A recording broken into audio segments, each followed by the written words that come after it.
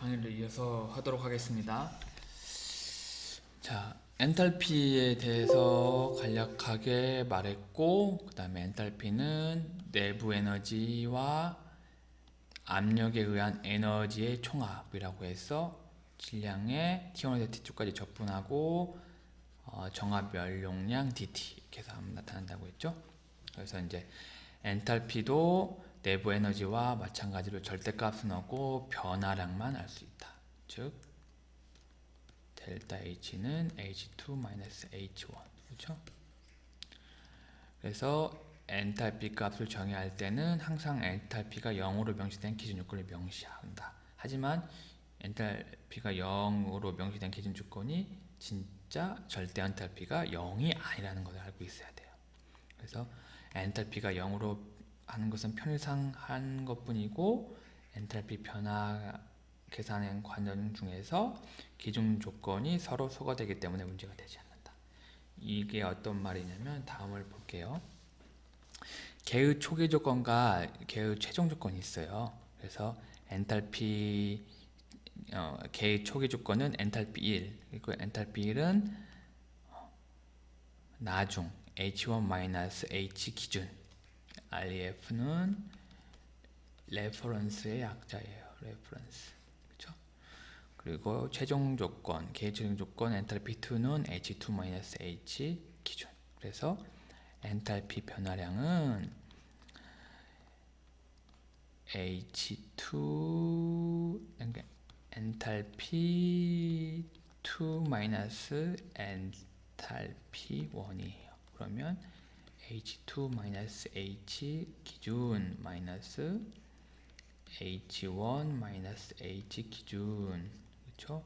이거를 전개하면 RF-H1 플러스 HRF 그러면 요거 소거되죠? 그래서 H2-H1 이렇게 된다는 거예요. 그래서 엔탈피 변화 계산하는 거에서 기준 엔탈피가 소거되기 때문에 계산하는 데는 문제가 되지 않는다. 이렇게 알고 있으시면 되겠습니다. 그리고 엔탈피도 내부 에너지와 같이 경로 함수가 아니고 즉 상태 함수다. 상태 함수. state function. 상태 함수. 그렇죠? 그래서 상태 1과 상태 2의 변화된 상태가 동일하면 변화 경로에는 무관하고 변화된 엔탈피량만 일정하다. 그죠? 경로 함수 예를 들어 이제 1 같은 거는 처음 상태가 1이고 나중 상태가 2일 경우에 1은 경로에 따라 다르잖아요. 그렇죠? T1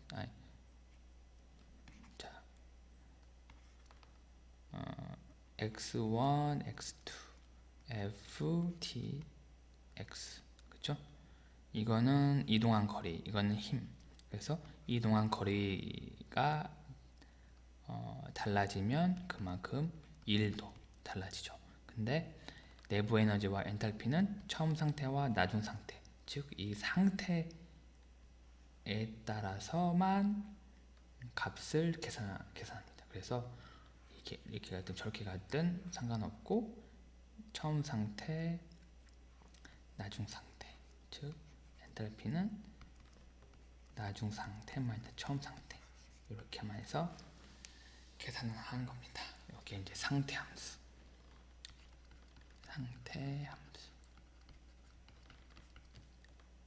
state function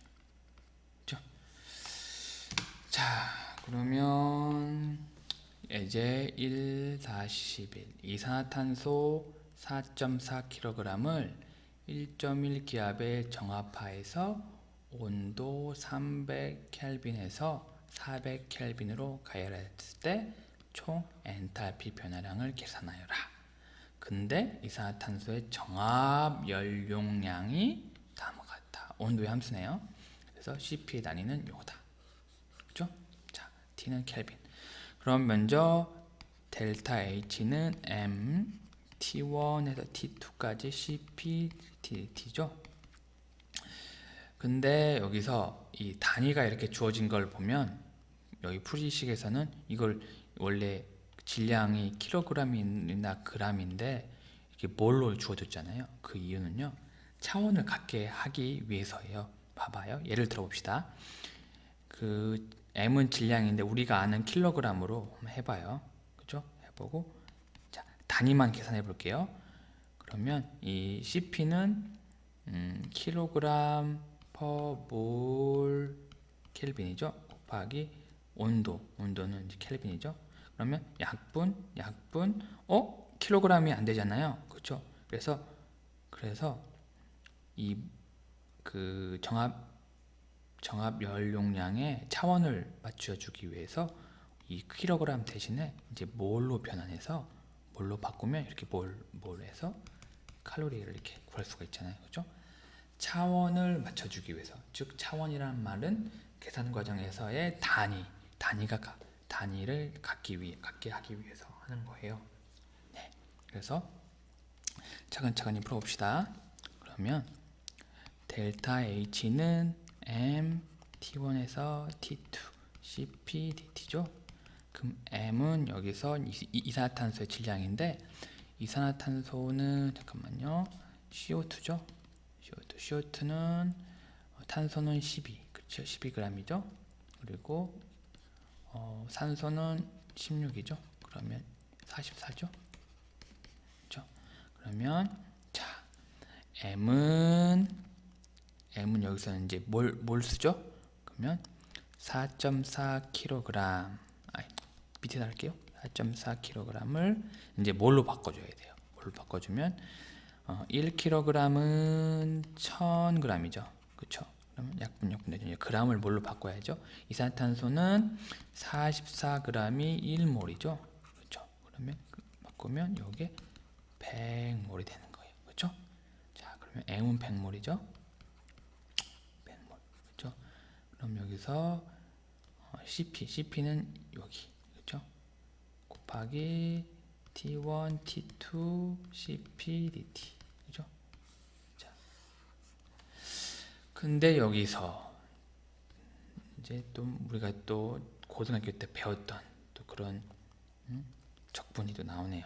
여기서 알고 있어야 될 적분은, 자, n승 dx는 n 플러스 1분의 1x n 플러스 1 플러스 c다. 그죠? 다시 쓸게요. dx를 x n승을 dx로 적분을 하면 n 플러스 1분의 1 x n 플러스 1 플러스 c. 네. 계속 고등학교 적분이 나오고 있네요. 제가 초기에도 말했지만은 고등학교 적분, 미분 책을 한번 복습해보는 게 좋습니다. 네. 일단은 이렇게 아시고, 네, 이거를 책에는 이렇게 나왔지만 제가 한번 풀이를 한번 해보도록 하겠습니다. 봅시다. 이걸 풀이를 해볼게요. 요거는 6.393 t 플러스 10.1 곱하기 10의 마이너스 3 곱하기 1 플러스 1. 여기가 1이죠? 1승이죠? 1 플러스 1 맞죠? 마이너스 3.4 곱하기 10의 마이너스 6승 곱하기 2 플러스 1분의 1 t 2 플러스 1. 이게 T1, T2죠. 그럼 이거를 다시 해보면 6.393 T 플러스 10.1 곱하기 10의 마이너스 33 곱하기 2분의 1 T의 제곱 마이너스 3.4 곱하기 10의 마이너스 6승 곱하기 3분의 1 T의 3승 T1, T2 맞죠? 그럼 이거를 한번 다시 전개를 해볼게요. 그러면 6.393 T2 T1 그쵸? 그래서 10.1 곱하기 10의 마이너스 3승 그쵸? 곱하기 2분의 1 T2의 제곱 마이너스 T1의 제곱 맞죠? 마이너스 3.4 곱하기 10의 마이너스 6승 곱하기 3분의 1 T의 2의 세제곱 마이너스 T1의 세제곱 그죠? 여기서 T2는 여기서 400K, 여기 400K 맞죠?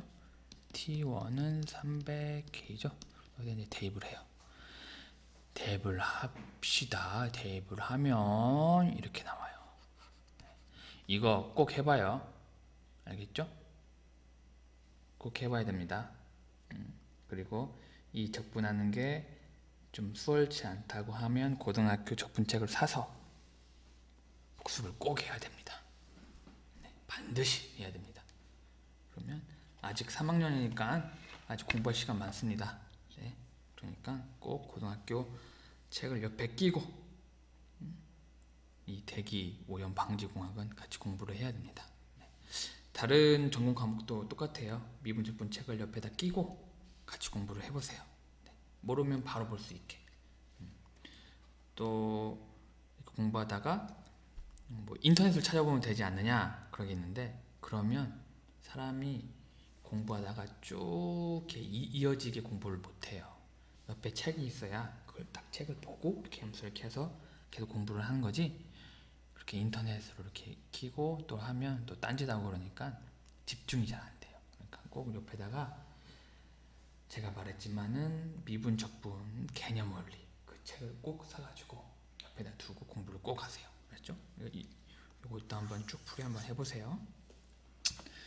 자, 그러면 이제 에너지 수지에 대해서 공부해 봅시다. 에너지 수지는 에너지 밸런스라고 하죠. 밸런스. 뭐 에너지 수지, 이 말이 좀 어려운데 그냥 균형이에요. 균형. 그냥 균형.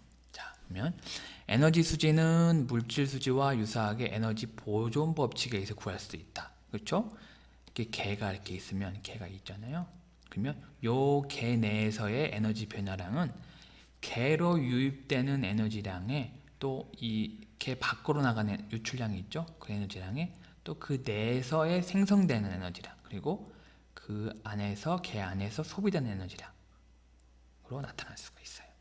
그래서 우리가 배우는 환경공학 공정에서는 에너지 전달량을 계산하고 개 내의 온도와 압력 등을 구하는 데 사용될 수 있다. 그죠? 그래서 가장 유의할 점은 이 단위들은 시간당 에너지 전달량이다. 시간당 에너지 전달량이다. 그죠? 그죠? 시간당 이거를 꼭 기억하고 있어야 돼요. 그래서 이제 폐색의 에너지 수지는 즉 개와 외부의 물질 이동이 없는 거예요. 개에서 외부에서 물질 이동이 없다. 그리고 단지 에너지 이동만 있는 거예요. 그래서 총 내부 에너지 변화량은 전달된 외에서 개로 전달된 열량과 개가 외부에서 한 일의 차이. 그죠? 개에서는 내부 에너지, 운동 에너지, 위치 에너지. 그밖에 많은 에너지가 있긴 하지만은 내부 에너지, 운동 에너지, 위치 에너지가 가장 크기 때문에 이거를 고려를 해주는 거예요. 그래서 총 에너지는 내부 에너지 플러스 운동 에너지, 위치 에너지. 여기 K는 키네틱이라고 해서 이걸 운동 에너지라고 하고, 키네틱 에너지 이거 운동 에너지라고 해요. 그리고 이 P의 P는 이제 포텐셜 에너지라고 해서 이렇게 위치 에너지라고 해요. 네. 자, 알겠습니다. 그럼 다음 넘어갈게요. 그래서 이 총 에너지 변화량은 나중 마이너스 처음에 에너지를 뺀 거. 그렇죠? 요거는 T1에서 T2까지 열 전달 속도가 아니지, 시간당 열 전달량 dt 마이너스 T1, T2 시간당 1 dt는 열 전달 마이너스 1과 같다. 그죠? 그래서 문자 위에 이 점은 단위 시간당 에너지다. 단위 시간당 에너지량이고 하첨자 T가 T1은 처음, T2는 나중. 그죠? 그래서 걔네의 총 에너지는 운동 에너지, 위치 에너지, 내부 에너지 총합이다. 그렇죠? 걔네의 총 에너지는 내부 에너지, 운동 에너지, 위치 에너지. 그렇죠? 통상 폐쇄된 개에서는 운동 에너지하고 위치 에너지 변화가 없어요. 운동 에너지, 위치 에너지가 변화가 없어요. 그러면 이 내부 에너지만 남잖아요. 그렇죠? 자, 앞식에서 맞죠? 자, 델타 E는 델타 U 플러스 델타 EK, 이게 운동 에너지 플러스 델타 EP는 Q-W 같죠? 여기에서 폐쇄된 궤에서는 물질의 운동 에너지가 위치 에너지 변화는 없어요. 요게 삭제돼서 델타 U는 Q-W, 즉 델타 U는 나중 내부 에너지, 처음 에너지는 W. 그렇죠? 요게 연락학 제1법칙이죠? 네. 맞죠? 다음으로 넘어갈게요. 네. 그 다음에 개방계의 에너지. 자, 개방계의 에너지 수지, 여기 그림에 교과서에 나온 거예요. 개의 경계에서 이제 앞전에는 폐쇄계의 에너지 수지여서 물질이 왔다 갔다 못했는데 여기서는 물질과 에너지가 왔다 갔다 할 수가 있어요. 그렇죠? 그러면 총 에너지는 나중 에너지만 해서 처음 에너지인데, 이 에너지는 자 엔탈피, 처음 엔탈피 플러스 그 다음에 운동 에너지, 그 다음에 위치 에너지. 그렇죠? 들어가는 질량에서의, 그렇죠? 에너지, 그 다음에 운동 에너지, 그 다음에 위치 에너지, 이렇게 해서 곱해준 거고, 여기서 또 이제 나가는 에너지가 있죠. 그러면 질량에다가 그 질량이 가지고 있는 엔탈피, 운동 에너지, 그 다음에 위치 에너지. 그렇죠? 빼줘야 되죠. 당연하죠. 여긴 들어간 거고 여기 나간 거고. 그렇죠? 그리고 거기에 열 전달, 열을 가해 준 거. 그리고 걔가 외부에 한 일. 이게 됩니다. 네. 이렇게 돼요. 무슨 의미인지 알겠죠?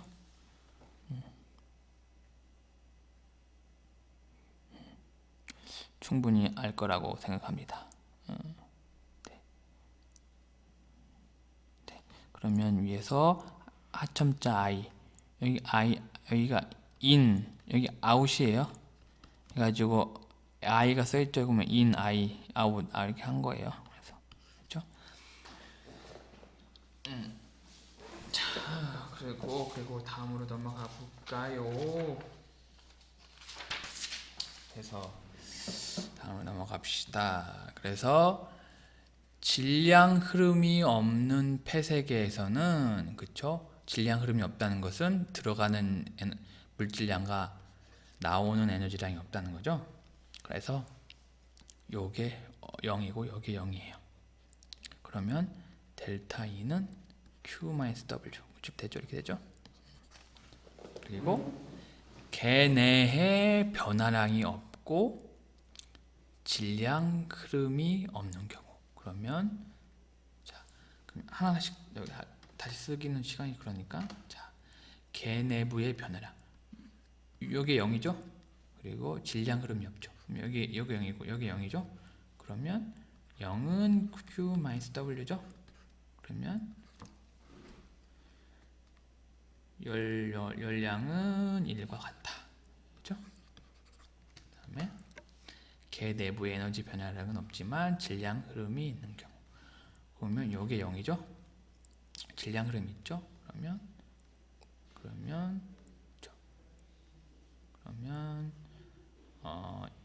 이 식인데, 이 식은 요 항이 왼쪽으로 이항된 거죠? 맞죠? H0 플러스 2K0 플러스 2 마이너스 m innet hi 플러스 eki 플러스 epi는 q-w 맞죠? 그 다음에 걔네의 변화량이 없고 열 전달 및 열 일에너지가 없으며 위치 및 운동에너지 전달이 없는 뭐 이거 다형이네 다형 그죠? 요거 0 요거 0 다형이네요. 그래서 델타 H는 0 여기도 0 여기도 0 여기도 0 여기도 0 그러면 델타 H는 0이죠. 그죠? 그래서 한편 에너지 수지와 관련 있는 특수한 경우 사례는 다음과 같다. 이제 등온 공정, 아이소라고 하면 같다, 같다라는 뜻이거든요. 그러니까 같다, 뭐 일정하다 그런 뜻이에요. 그래서 아이소서멀 프로세스, 서멀이라는 게 열이 온도거든요. 열 온도. 그래서 온도가 같은 공정, 등온 공정. 온도가 일정한 공정은 이제 온도의 변화량이 없으니까 DT, 그렇죠? 온도의 변화량이 0, 맞죠?